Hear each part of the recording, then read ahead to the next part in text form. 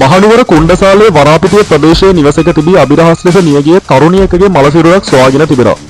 මියගිය තරුණියගේ ස්වාමි පුරුෂයාගේ නිවසේ තිබී අදාළ මලසිරුර සොයාගෙන ඇත.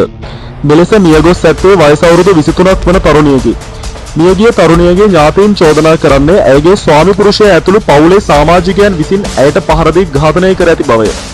කෙසේ වෙතත් ඇයගේ ස්වාමි පුරුෂයා සඳහන් කරන්නේ තමා සංගීත සංදර්ශනයක් බැලීමට ගොස් අද අලුයම නිවසට පැමිණි අවස්ථාවේදී ඇය ගෙල වැළලාගෙන සිටින දුටු බවත් පසුව කඹය කපා ඇයගේ සිරුර ඇඳ මතට ගත් බවත්ය. මොවුන් විවාහයේ වසර 2කට ආසන්න කාලයක් ගත වී ඇති අතර මත්ද්‍රව්‍ය වලට ඇබ්බැහි වූ ස්වාමි පුරුෂයා ඇයට දිගින් දිගටම සිදු කළ තාඩන පීඩන සම්බන්ධයෙන් බලගොල්ල පොලිසියට පැමිණිලි කිහිපයක්ම සිදු කළ බව මියගිය තරුණියගේ ඥාතීන් සඳහන් කර සිටිනවා. ස්වාමි පුරුෂයා විසින් ඇයට පහර දීම හේතුවෙන් ඇය නිරන්තරයෙන් දෙමව්පියන්ගේ නිවසට පැමිණෙන බවත් ඇය දික්කසාද වීමේ සූදානමකින් පසු වූ බවත් ඥාතීන් වැඩිදුරටත් පැවසීය. මේ අතර මියගිය තරුණිය විසින් ලියන ලදයි කියන ලිපියක් තරුණයාගේ නිවසේ අය විසින් පොලිසියට සහ මහේස්ත්‍රාත්වරයාට ඉදිරිපත් කර ඇත.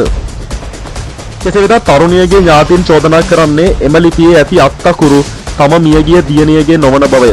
මෙම අවස්ථාවේදී මියගිය තරුණියගේ පාර්ශවයේ පිරිස නොසන්සුන්කාරී ලෙස හැසිරීම හේතුවෙන් එම ස්ථානයේ උණුසුම් තත්ත්වයක්ද හටගෙන තිබේ. ඒ අනුව තරුණියගේ දේහය පරීක්ෂණ සඳහා මහනුවර ජාතික රෝහල වෙත යවන ලෙස මහේස්ත්‍රාත්වරයා නියෝග කර ඇත. බලගොල්ල පොලිසියේ සිද්ධිය සම්බන්ධයෙන් වැඩිදුර පරීක්ෂණ පවත්වනු ලබයි.